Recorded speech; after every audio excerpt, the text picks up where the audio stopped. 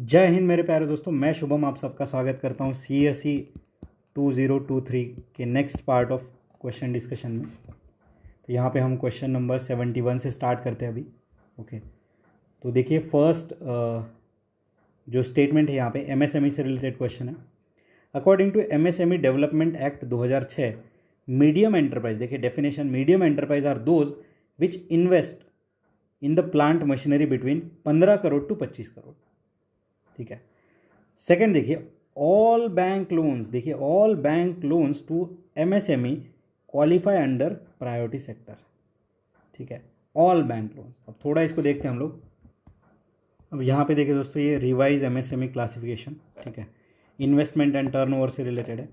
देखिए micro, small, medium. यहाँ पे देखिए 1 crore investment, 5 crore turnover, investment 10 crore, 50 crore, 20 crore, 100 crore. ठीक है। अब मैं एक्सपेक्ट नहीं करता कि ये सारे डेटा हमें याद होने चाहिए, बट एक देख लीजिए कि ये 1 है तो यहाँ पे 10 है और ये 20 है, 5, 50, 100। ठीक है, तो यहाँ पे इंटू 2 हो रहा है, यहाँ पे इंटू 2 हो रहा है, यहाँ पे इंटू 10 हो रहा है और यहाँ पे इंटू 10 हो रहा है। इस तरीके से मैंने याद रख रखा था। तो यहाँ पे अगर हम देखेंगे तो मीडियम की बात करिए तो मीडियम में देखिए 20 करोड़ इन्वेस्टमेंट और 100 करोड़ टर्नओवर। तो यहाँ पे तो वो डेटा दिखा ही नहीं हमें, तो ये हट गया। And all the bank loans नहीं दोस्तों, यहाँ पे कंडीशंस अप्लाई होते हैं, सारे बैंक लोन जो है PSL में नहीं आते हैं। तो यहाँ पे सिंपली हमारा आंसर क्या आ गया, नीदर 1 एंड 2। अब इसके टेक्निकल एस्पेक्ट में नहीं घुसना है कि भाई कौन से लोन आते हैं कौन से नहीं आते हैं, नहीं। यहाँ पे आंसर है हमारा डी। आगे बढ़ते हैं सेंट्रल बैंक डिजिटल करेंसी के बारे में। Central bank digital currency news में था, प्रीलिम्स के पहले बहुत ज़्यादा, करंट अफेयर मैगजीन्स में भी कवर्ड था, न्यूज़पेपर में भी आया था। ठीक है, इट इज़ पॉसिबल, पॉसिबल यानी हमारा फेवरेट वर्ड भाई सही हो गया, समझ लो, possible to make payment in a digital currency without using US dollar और स्विफ्ट सिस्टम। तो अगर हम हमारा खुद के सेंट्रल बैंक का डिजिटल करेंसी बनाएंगे तो US डॉलर की क्या ज़रूरत पड़ेगी भाई, तो पॉसिबल तो हो सकता है। फिर अ digital currency can be distributed with a condition programme into such a time frame for spending it. तो ये देखिए दोस्तों, डिजिटल करेंसी में अगर हम भेज रहे हैं, जैसे एक बेनिफिशियरी को भेज रहे हैं कि ये जो पैसा है आप किताबें खरीदने में यूज़ करोगे, तो वो उसी दुकान पे रिडीम होगा जहाँ पे किताबें बिक रही है, या फिर वो पर्टिकुलर चीज़ इसी, जैसे आप बोलोगे कि इस टाइम तक आपका जो है ये फंड यूज़ हो जाना चाहिए, तो उसी टाइम तक वो जो है वहाँ पे अवेलेबल रहेगा। तो ये सारा तो फ़ायदा है हमारे डिजिटल जो करेंसीज है उसका। ठीक है, तो यहाँ पे हमारा आंसर क्या आ जाएगा दोस्तों, दोनों स्टेटमेंट यहाँ पे सही है, कोई यहाँ पे जो है ट्रैप वर्ड नहीं है। ठीक है, और ये दोनों जो है पॉसिबिलिस्टिक है, पॉजिटिव है। आंसर आ गया हमारा बी, सी। ठीक है, बोथ 1 एंड 2। फिर बीटा क्या है भाई, बीटा क्वेश्चन टफ है। अगर आपने शेयर मार्केट का बहुत अच्छा खासा ज्ञान होगा तो आप इस कंसेप्ट को समझ सकते हो, बट एवरेज एस्पिरेंट्स के लिए जो इतना ज़्यादा इसके बारे में अवेयर नहीं होते हैं, उनको थोड़ा ये टफ लग सकता है। ठीक है, तो ये बीटा क्या होता है, तो यहाँ पे देखिए सीधा सीधा आंसर देख लेते हैं, इसमें हम ज़्यादा डीप ड्वेल नहीं करेंगे इस क्वेश्चन में। ठीक है, बीटा क्या होता है दोस्तों, तो ये एक न्यूमेरिकल वैल्यू होती है जो कि मेजर करती है fluctuation of stock to change in the overall stock market. तो अगर बीटा मोर देन 1 अगर होता है तो ये बहुत ज़्यादा वोलाटाइल है, और ये लेस देन 1 अगर होता है तो ये लेस वोलाटाइल है। ठीक है, तो ये लेस वोलाटाइल है, तो ये आप यहाँ पे याद रखेंगे बीटा के बारे में। ठीक है, तो बस ये डी डेफिनेशन हमारी जो है बीटा की। अगला क्वेश्चन अगर हम देखेंगे, क्वेश्चन नंबर है हमारा 74। ठीक है, क्वेश्चन नंबर है हमारा 74, SHGs के बारे में है। ठीक है, थर्ड से पढ़ते हैं। करेक्ट यहाँ पे पूछा है, RRB and schedule commercial bank supports SHG, supports, advises, ये वर्ड मैंने आपको बताए थे मास्टर वीडियो में, ये पॉजिटिव वर्ड्स होते हैं। तो सपोर्ट तो कर सकते हैं यार शेड्यूल कमर्शियल बैंक और RRB, रीजनल रूरल बैंक्स, और SHGs मेनली रूरल एरिया में ही होती है। सेकेंड देखते हैं, in an SHG all members of the group take responsibility for loan that an individual member takes. SHG का वही तो फिनोमेना है, सब क्या बोलते हैं वो, क्या एक कहावत है, एकता में शक्ति है और अकेले में फटती है। ठीक है, तो एकता में शक्ति कहाँ है, तो SHG में है। तो all members of the group take responsibility for a loan that an individual members take. तो सारे रिस्पॉन्सिबल होते हैं, इसीलिए जो है यहाँ पे चीज़ें अच्छी तरीके से चलती है। फिर आता है first statement, SHG program was originally initiated by SBI by providing micro credit to financially deprived. Word देखिए दोस्तों, ओरिजिनली, स्तूपा वाला क्वेश्चन याद करिए, और ऐसे बहुत सारे क्वेश्चंस में आगे दिखाने वाला जहाँ पे ओरिजिनली वर्ड इन्होंने दिया है और वो गलत है, ठीक है। अब ये क्या पता वो जानबूझ के देते हैं, बट ये ट्रेंड है, ठीक है। ये देखिए दोस्तों, यहाँ पे ये गलत है क्योंकि एसएचजी प्रोग्राम इनिशियली नाबार्ड ने सपोर्ट किया था 1986 में, ठीक है, नाबार्ड ने। और ये जो एसएचजी का फंडा है ये सारा ग्रामीण बैंक जो है बांग्लादेश का, वहाँ से आया था। मोहम्मद यूनुस जो कि एक नोबेल प्राइज़ विनर है, उन्होंने स्टार्ट किया था। ग्रामीण बैंक ऑफ बांग्लादेश के टाइम पे आया था और इंडिया में नाबार्ड ने जो है इसे सपोर्ट किया था। आंसर है हमारे यहाँ पे ओनली 2, फर्स्ट स्टेटमेंट यहाँ पे गलत है, ठीक है। अब देखिए यहाँ पे इंस्टीट्यूशन का नाम इन्होंने गलत दे दिया, एसबीआई नहीं है। आगे बढ़ते हैं, अगला क्वेश्चन देखिए, हमारा एनालिटिकल स्किल यहाँ पे चेक करेगा। कहते हैं 2 स्टेटमेंट है। पहला स्टेटमेंट क्या कहता है, India's public sector health care system largely focus on curative care with limited preventive, promotive and rehabilitative. अब यहाँ पे आपका मेंस का ज्ञान काम आएगा दोस्तों। मेंस में हमने ये बहुत अच्छी तरीके से हमें पढ़ाते हैं और हम पढ़ते भी हैं कि इंडिया में क्यूरेटिव के ऊपर ज़्यादा फोकस है रैदर देन प्रिवेंटिव। मतलब बीमारी ना हो इसके ऊपर हम ज़्यादा काम ही नहीं करते, बीमारी होने के बाद हम इसके ऊपर काम करना चालू करते हैं। तो ठीक है, एक कॉमन ट्रेंड है, हमें भी पता है कि अच्छी डाइट लेने से हम बीमार नहीं पड़ेंगे, बट हम क्या खाएंगे, जो भी चीज़ें गलत है उन्हीं का सेवन करेंगे। तो ये तो सही लग रहा है, प्लेन स्टेटमेंट सही है। सेकंड देखिए, under India's decentralize approach on health care delivery, क्या कह रहा है, India's decentralize approach to health care delivery, the states are primarily responsible for organizing health services. अब डिसेंट्रलाइज सर्विस यानी ये फेडरलिज्म वाली बात आ गई थोड़ी। हेल्थ केयर देखिए, हमें पता है हेल्थ जो है स्टेट की रिस्पॉन्सिबिलिटी है, ठीक है। ये स्टेटमेंट सही है। अब इंडिविजुअली देखा जाए तो दोनों स्टेटमेंट सही है, बट यहाँ पे अगर हम दोनों को कंबाइन करें, ऐसा नहीं है कि statement 2 is the correct explanation of 1। मतलब स्टेट के अंदर हेल्थ एज अ सब्जेक्ट है, इसलिए हम जो है क्यूरेटिव के ऊपर फोकस करते हैं ज़्यादा, ऐसा नहीं है ना। अगर ये यूनियन के अंदर होता फिर भी सेम ही तो स्टांस होता ना यहाँ पे। तो this is not a reason, ठीक है, this is not a reason कि स्टेट के पास जो है हेल्थ सब्जेक्ट है इसीलिए जो है यहाँ पे, इसलिए हम यहाँ पे जो है क्यूरेटिव के ऊपर ज़्यादा फोकस करते हैं, नहीं। तो यहाँ पे आंसर क्या आएगा, दोनों स्टेटमेंट इंडिविजुअली सही है, यहाँ पे आंसर है हमारा बी। ओके, यहाँ पे आंसर है हमारा बी। आगे बढ़ते हैं, नेक्स्ट अगला जो क्वेश्चन है इसे हम देखते हैं, क्वेश्चन नंबर 76, ठीक है। यहाँ पे देखिए सेम PYQs आपको हेल्प करते हैं। 2020 के PYQ में ये सिस्टम यहाँ पे मेंशन है कि India needs to extract more than quarter of the world's ground water to satisfy, देखिए to satisfy, vague word, drinking water and sanitation needs of almost fact, ठीक है, 18% of world population living in its territory. अब यहाँ पे देखिए दोस्तों, जो major concern है हमारे ग्राउंड वाटर एक्सट्रैक्शन का वो है कि हमारा अराउंड 90%, 80-90% जो है ग्राउंड वाटर एक्सट्रैक्ट होता है। किस लिए, एग्रीकल्चर में इरीगेशन के लिए, तो इरीगेशन के लिए यूज़ होता है। तो ये भाई साहब यहाँ पे स्टेटमेंट बना के क्या कह रहे हैं कि ये ड्रिंकिंग वाटर के लिए यूज़ हो रहा है, तो ये तो गलत हो गया। जैसे ही ये गलत हो गया, पहला स्टेटमेंट सही होगा बिना पढ़े कि यूएन की वर्ल्ड वाटर डेवलपमेंट रिपोर्ट क्या कहती है कि India extract more than quarter of the world's ground water each year. अब ये रिपोर्ट, ये नाम थोड़ा याद रखिए कि यूएन की है, और ये हमारे मेंस वाले क्वेश्चंस में हम डायरेक्ट यहाँ पे जो है इसे मेंशन कर सकते हैं, ठीक है। आगे बढ़ते हैं, नेक्स्ट अगला क्वेश्चन। अब देखिए इसी पर्टिकुलर प्री के क्वेश्चन को अगर हम देखेंगे ध्यान से, तो ऐसा ही क्वेश्चन देखिए एक GS 1 या GS 3 में आया है, फ्रेश वाटर रिसोर्सेज से रिलेटेड, ठीक है। तो ये थीम भी हमें बता देता है एग्जामिनर प्रीलिम्स में कि मेंस में किस तरीके से क्वेश्चन आ सकता है, ठीक है। तो यहाँ पे आंसर क्या बना हमारा, सी इज़ द आंसर, ठीक है। 77 देखते हैं, पॉलिटी का क्वेश्चन है, ठीक है। According to Constitution of India, central government has a duty to protect state from internal disturbances. According to Constitution of India है, बट ये चीज़ हमारे कॉन्स्टिट्यूशन में मेंशन है, ठीक है।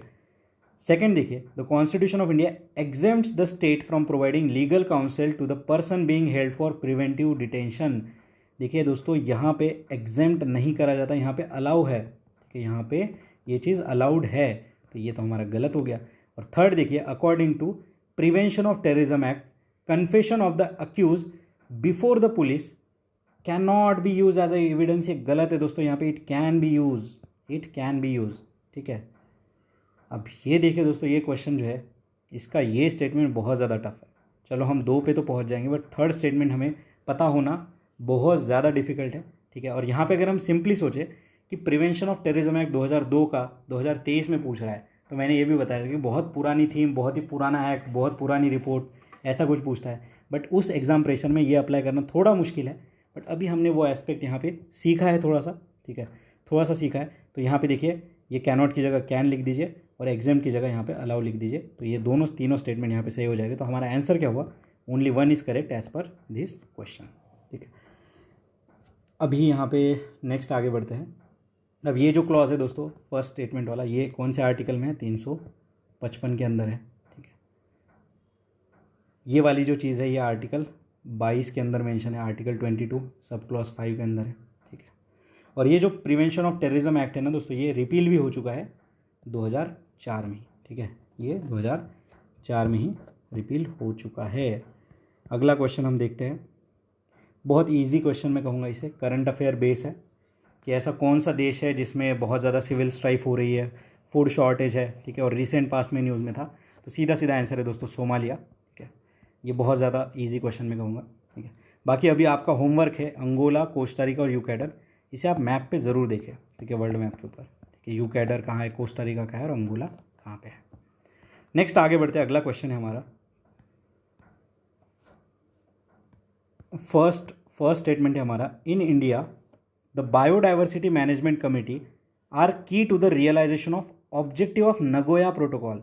देखिए, Nagoya protocol, Cartagena protocol, Aichi biodiversity target, सब Shankar IAS में मेंशन है, ठीक है। तो देखिए, ये जो बायोडाइवर्सिटी मैनेजमेंट कमेटी है, ये हमारे बायोडाइवर्सिटी एक्ट ऑफ 2002 के अंदर बना था, ठीक है। और ये क्या है, ये हेल्प करती है to realize the objective of Nagoya protocol. और नगोया प्रोटोकॉल क्या है, ये बायोडाइवर्सिटी प्रोटेक्शन से रिलेटेड है। नेक्स्ट देखिए, हैव अ इंपॉर्टेंट फंक्शन। देखिए, ऑब्जेक्टिव और फंक्शन मैंने बताया था, बायोडाइवर्सिटी मैनेजमेंट, बायोडाइवर्सिटी कंजर्वेशन, यहाँ पे क्या कह रहा है, determining the access and benefit sharing including the power to levy collection fees on the access of biological resource within jurisdiction. अब देखिए, बायोडाइवर्सिटी मैनेजमेंट कमेटी अगर बायोडाइवर्सिटी एक्ट के अंदर बन रही है तो उसके बाद इतना तो पावर होगा कि फ़ी ये सब चीज़ें लिवाई कर पाए। तो सीधा सीधा सिंपल क्वेश्चन है, ठीक है, डायरेक्टली शंकर IAS से भी सॉल्व हो सकता है। एज इट इज स्टेटमेंट हमें वहाँ नहीं मिलेंगे, बट अप्लाइड नॉलेज अगर हम लगाते तो यहाँ पे आंसर पर पहुँच जाते हैं। आंसर है हमारा both 1 and 2 is correct here. अगला क्वेश्चन देखिए, ये मैं कहूँगा कि ये क्यों ही बनाया, कैसे ही बनाया। तो देखिए, 4 स्टेटमेंट है हमारे प्रेसिडेंट ऑफ इंडिया के इलेक्शन से रिलेटेड। अब यहाँ पे हम थोड़ा देखते हैं कि इसमें से करेक्ट कितने हैं। देखिए दोस्तों, यहाँ पे एक ही स्टेटमेंट करेक्ट है, वो है 4th नंबर वाला। मैं बहुत टफ क्वेश्चन कहूँगा इसे, खुद जो इलेक्शन कराते हैं उन्हें भी इस क्वेश्चन को थोड़ा देख के टाइम लगेगा इसे सॉल्व करने में। प्रेसिडेंट ऑफ इंडिया से, इंडिया के इलेक्शन से रिलेटेड क्वेश्चन है। The value of a vote of each MLA of Puducherry is higher than that of the Arunachal Pradesh because the ratio of total population to the total number of elective seat in Puducherry is greater as compare to Arunachal Pradesh. तो ये statement सही है, ठीक है। Third देखिए, the value of vote of each MLA in MP is greater than that of the Kerala, ठीक है। Each MP is greater than that of the Kerala. ये देखिए दोस्तों, ये गलत है, क्योंकि MP के जो MLA है इनके वोट की वैल्यू है 131 और केरला के कितने हैं 152। मैं एक्सपेक्ट नहीं करता कि ये क्वेश्चन आप सॉल्व कर पाओ एग्जाम में, बस इसको लिख लीजिए और भूल जाइए, ठीक है। हर क्वेश्चन पे दिमाग नहीं मारना होता, 100 के 100 सही नहीं करने हैं, ठीक है। आगे देखिए, higher the number of elective assembly seat higher is the value of vote of each MLA। अब यहाँ पे अगर हम देखेंगे ना, अगर वोट ऑफ ईच MLA अगर हमें निकालना है, value of vote of each MLA अगर निकालना है, तो यहाँ पे टोटल पॉपुलेशन ऑफ स्टेट होता है ऊपर, और नीचे होता है टोटल इलेक्टेड MLA, इनटू होता है 1/1000। तो अगर इलेक्टेड MLA ज़्यादा है, जैसे ये न्यूमरेटर और डिनोमिनेटर अगर बढ़ रहा है, तो ये तो वैल्यू तो कम हो जाएगी ना। तो यहाँ पे हायर नहीं है, यहाँ पे लोअर है। तो यहाँ पे स्वैप लगा दिया था, बट इतना डिटेक्ट कर पाना मुझे नहीं लगता हमारे बस में। तो ये हायर की जगह लोअर कर दीजिए, ठीक है। और फर्स्ट स्टेटमेंट भी हमारा गलत है। The members nominated to either house of parliament और legislative assembly are also eligible to be included in the electoral college. ये गलत है दोस्तों, नॉमिनेटेड मेंबर यहाँ पे पार्ट नहीं लेते हैं। ये एक क्वेश्चन हम जो है लक्ष्मीकांत से यहाँ पे देख सकते हैं। तो ये एक स्टेटमेंट हम लक्ष्मीकांत से देख सकते थे, ठीक है, बट ये गलत है, ये गलत है, ये गलत है। यहाँ पे हायर की जगह लोअर होना चाहिए था, और ये हमने देख लिया। बाकी 4th यहाँ पे सही है, बस इतना ही याद रखिए, इसमें ज़्यादा डीप डाउन हमें जाने की ज़रूरत नहीं। Only 1 is the correct answer. आगे देखते हैं, अगला क्वेश्चन है हमारा, ईजी तो नहीं कहूँगा, टफ है, ठीक है। Alexander Rea, H Longhurst, Robert Sewell, James Burgess and Walter Elliot. इतने सारे नाम दे दिए भाई। ये एसोसिएटेड है किससे? तो देखिए दोस्तों यहाँ पे construction of railways, establishment of churches, establishment of English press and archaeological excavation. इन चारों में से यहाँ पे हमारा आंसर है दोस्तों आर्कियोलॉजिकल एक्सकवेशन। ये सारे आर्कियोलॉजिस्ट हैं, ठीक है। इसमें से देखिए ये जो वॉल्टर इलियट है ये विजयनगर से एसोसिएटेड है, ये विजयनगरा से एसोसिएटेड है, ठीक है। और यहाँ पे जो रॉबर्ट सेवेल है इन्होंने एक बुक लिखी थी the forgotten empire, the forgotten empire. इन्होंने एक बुक लिखी थी फॉरगॉटन एम्पायर। तो ये बुक का नाम आप याद रखें, क्या पता अगले एग्जाम में आ जाए। और ये पर्टिकुलर बुक देखिए सीडीएस में रिपीट हुई है, सीडीएस में आई थी एक बारी। ओके, नेक्स्ट आगे बढ़ते हैं। अगला क्वेश्चन आर्ट एंड कल्चर का ही क्वेश्चन है। साइट्स है and it is well known for. 3 site है यहाँ पे, बेसनगर, भाजा एंड सित्तनवसल, ठीक है। अब इसके बारे में थोड़ा जान लीजिए। देखिए सित्तनवसल ये जैन केव्स है, ये तमिलनाडु में लोकेटेड है, इतना ही याद रखिए इसके बारे में। भाजा देखिए दोस्तों ये पुणे में लोकेटेड है, ठीक है, और ये बुद्धिस्ट श्राइन है। बेसनगर देखिए दोस्तों ये शैवाइट साइट नहीं है, ये वैष्णवाइट है। शैविज़म को वैष्णविज़म से स्वैप कर दिया, ठीक है। अब यहाँ पे बुद्धिज़्म को जैनिज़्म से भी कर सकते थे, बट सित्तनवसल नितिन सिंघाने में मेंशन है, भाजा 11th क्लास की फाइन आर्ट में मेंशन है, बेसनगर ओल्ड एनसीईआरटी में मेंशन है। टफ क्वेश्चन मैं कहूँगा, ईजी नहीं है, ठीक है। अब ये बेसनगर देखिए दोस्तों ये विदिशा जो है एमपी में, ये इसी का नाम है बेसनगर, ठीक है। अब बेसनगर में देखिए यहाँ पे ग्रीक एम्बेसडर थे, ठीक है, ग्रीक एम्बेसडर हेलियोडोरस, ठीक है, ग्रीक एम्बेसडर हेलियोडोरस। इन्होंने एक पिलर बनाया था in the name of Lord Vasudeva, Vasudeva. तो ये है बेसनगर, पिलर भी इसे कहते हैं। तो ग्रीक एम्बेसडर हेलियोडोरस ने पिलर बनाया था लॉर्ड वासुदेवा का। तो ये वैष्णवाइट साइट है, एमपी में है। तो ये हमारा गलत है यहाँ पे, ठीक है। फर्स्ट हमारा गलत है, इट इज़ नॉट अ शैवाइट। यहाँ पे आंसर क्या है हमारा? Only 2 is correct. नेक्स्ट देखिए यहाँ पे आगे बढ़ते हैं। Statement 1, 7th August is declared as national handloom day, ठीक है। और it was 1905 that Swadeshi movement was launch on the same day. दोनों स्टेटमेंट सही है और दोनों एक दूसरे के करेक्ट एक्सप्लेनेशन है। यहाँ पे आंसर है हमारा ए। इसमें ज़्यादा कोई जानने की हमें ये नहीं। अब 7th अगस्त यहाँ पे डेट है, ये गलत भी दी जा सकती थी। और टफ क्वेश्चन में कहूँगा कि इतना याद नहीं होता कि 7th अगस्त को ही नेशनल हैंडलूम डे हम मनाते हैं। तो टफ क्वेश्चन में कहूँगा, बाकी इससे रिलेटेड इन्फॉर्मेशन हमने देख ली, यही है। ज़्यादा कुछ इसमें हमें रिलेवेंट इन्फॉर्मेशन नहीं मिली। अब देखिए 7th अगस्त में ये कलकत्ता टाउन हॉल में मीट हुई थी, ठीक है। तो तब ये जो है यहाँ पे डे सेलिब्रेट किया गया था। अगला देखिए क्वेश्चन, ये भी थोड़ा ऑफ टॉपिक में कहूँगा, नेशनल फ्लैग ऑफ इंडिया से रिलेटेड है। One of the standard size of national flag of India is 600 by 400 millimeter. ये गलत है दोस्तों। ये फ्लैग कोड जो है हमारा नेशनल फ्लैग कोड, इसमें ऐसा कोई मेंशन नहीं है कि स्टैंडर्ड साइज ये होगा। फिर देखिए the ratio of length of the height of the flag shall be 3:2। ये यहाँ पे करेक्ट है दोस्तों। ये जो पर्टिकुलर स्टेटमेंट है ये हमारा यहाँ पे करेक्ट है और ये वाला हमारा गलत है। तो यहाँ पे आंसर क्या आ जाएगा कि सेकंड स्टेटमेंट इज़ करेक्ट, ठीक है। यहाँ पे क्या है? सेकंड स्टेटमेंट इज़ करेक्ट हमारा, ठीक है, और फर्स्ट स्टेटमेंट इज़ रॉन्ग, ठीक है। तो बस इतना याद रखिए। ये क्वेश्चंस में ज़्यादा हमें वैल्यू एडिशन नहीं मिला यहाँ पे। फिर नेक्स्ट हम अगला क्वेश्चन देखते हैं, क्वेश्चन नंबर 85, ठीक है। ये क्वेश्चन बड़ा इजी कैटेगरी का मैं कहूँगा दोस्तों आपको, ठीक है, कि constitution day is celebrated on 26 नवंबर। हम प्रीएम्बल में भी पढ़ते हैं कि 26 नवंबर को हम सेलिब्रेट करते हैं to promote the constitutional values, ठीक है भाई। पर ये वाला देखिए कितना एब्सर्ड बनाया। अगर आपने पॉलिटी लक्ष्मीकांत एक बार भी अगर पढ़ा है ना तो आप इस क्वेश्चन को ईजिली सॉल्व कर लोगे। कहता है 26 नवंबर 1949 को, जो कि ड्राफ्टिंग कमेटी यहाँ पे जो है फॉर्म हुई थी। भाई 26 नवंबर 1949 को कॉन्स्टिट्यूशन बन के रेडी हो गया था। जब रेडी हो गया था तब थोड़ी ड्राफ्टिंग कमेटी बनाएंगे। ड्राफ्टिंग कमेटी तो 29 अगस्त 1947 को ही बन गई थी। तो अगर ये कॉमन भी हमें पता होता कि इस दिन तो एडॉप्ट हुआ था, तो क्या वो एक सेकेंड में थोड़ी बना दिया कॉन्स्टिट्यूशन, ठीक है। तो under the chairmanship of doctor BR Ambedkar सही है, ठीक है। अब देखिए ये क्वेश्चन जो है ना, ये पर्टिकुलरली इसका हिंट हमें PYQs में बहुत बार मिलता है, बट ये बहुत ही नॉर्मल क्वेश्चन है। ये जैसे ही ये गलत हुआ हमारा, तो आंसर क्या आ गया? आंसर आ गया यहाँ पे C. Second statement is wrong, first statement is correct. अगला क्वेश्चन हम देखते हैं। ये भी बड़ा कॉमन सेंस वाला क्वेश्चन ही मैं कहूँगा।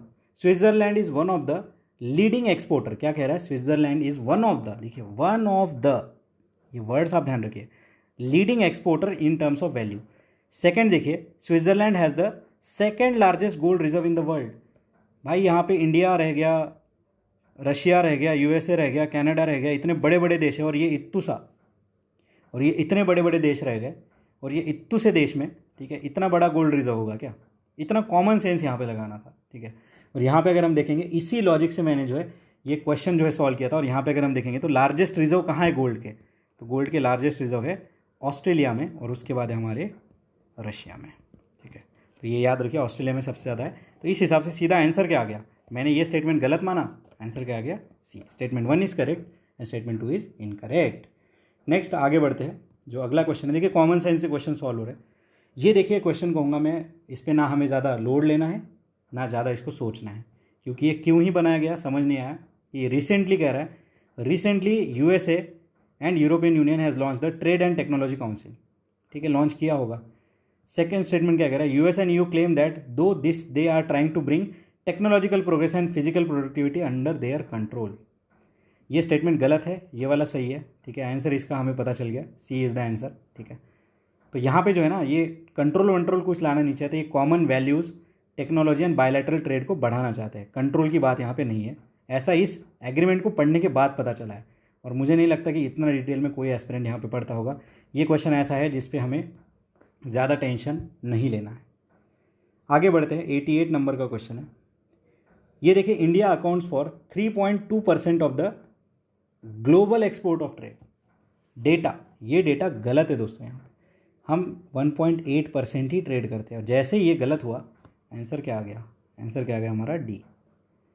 और मेनी लोग, अब देखिए ये कितना एक नॉर्मल सा statement, many local company and some foreign companies operating in India have taken advantage of India's PLI scheme. तो लिया होगा, फॉरेन कंपनी भी अगर यहाँ पे आके प्रोडक्शन कर रही है, तो सम कंपनीज बोला ना, ऐसा नहीं कि ऑल कंपनीज बोल दिया या फिर ऑल लोकल कंपनीज बोल दिया। तो आंसर क्या आ गया यहाँ पे हमारा, डी। फर्स्ट स्टेटमेंट हमने करेक्ट करके देख लिया, 1.8% यहाँ पे, तो ये गलत हो गया। अगला देखिए, क्वेश्चन नंबर 89 हम देखते हैं, ठीक है।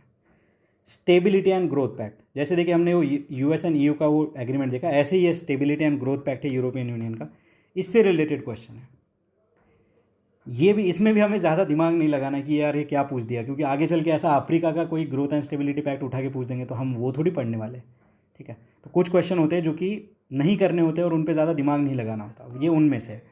फर्स्ट स्टेटमेंट देखिए, it limit the level of budgetary deficit of the countries of the European union. तो यहाँ पे देखिए, limit the level of budgetary deficit of the countries of European union, तो बजटरी डेफिसिट कम करने के बाद स्टेबिलिटी आएगी ये सही है। और यहाँ पे जो सेकंड एंड थर्ड स्टेटमेंट है दोस्तों, second and third statement, makes the country of the European Union to share their infra facility and enable the country of European Union to share their technology, ये दोनों statement गलत है। ये इतना detail में जब ये पैक्ट पढ़ेंगे तब ये चीज़ें हमें समझ आ रही है, ठीक है। ऐसे हम इसके आंसर तक नहीं पहुँच सकते, यहाँ पे आंसर है 1 ओनली, बस इतना ही इसके हिसाब से हमारे काम का था। उसके बाद देखिए दोस्तों, यहाँ पे अगला क्वेश्चन है, ठीक है, कह रहा है recently all the countries of UN adopted the first ever, देखिए all first ever compact on international migration on global compact of safe orderly and regular migration. देखिए दोस्तों, ये सारे कंट्रीज़ ने अडॉप्ट नहीं किया है, ये गलत है, ठीक है। अब यहाँ पे कितनों ने अडॉप्ट किया, अगर 85 कंट्री है तो क्या इनके नाम हम याद रखेंगे, नहीं।